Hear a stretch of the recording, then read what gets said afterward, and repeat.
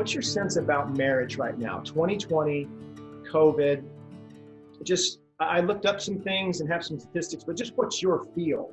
What's your thoughts about the conditions of marriage today?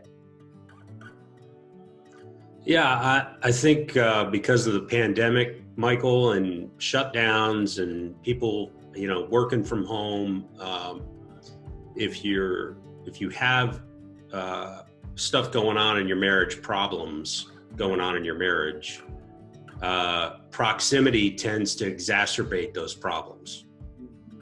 And there's a truth to the idea that, if you work 8 or 9 hours a day and you go to different offices, work in different places, maybe you're whatever your profession might be, including, a stay-at-home dad or a stay-at-home mom, that's a profession in my mind. There's a truth that, when you're apart for 8 or 9, 10 hours a day, it tends to be easier to avoid the problems that really need to be talked about. When you're forced to be home all day, every day, those problems tend to be unavoidable. And I would add to that, most folks, and I would include ourselves in that list of folks at one time, we didn't know how to deal with them. Right. And so we tried to run away from each other. But when you're on lockdown or on quarantine, you can only run so far.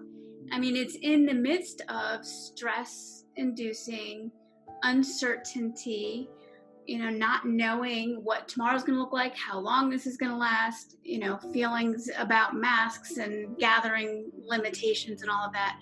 That stirs something up in you and in Scott. So, how do we each individually walk through those stresses and concerns and what it's bumping into and just all of it? And then, like you said, we're home together all the time, which sounds ideal, right? To be with the one that, chose me, I chose. When things are going well, that is ideal, right? But that's not always the case, right?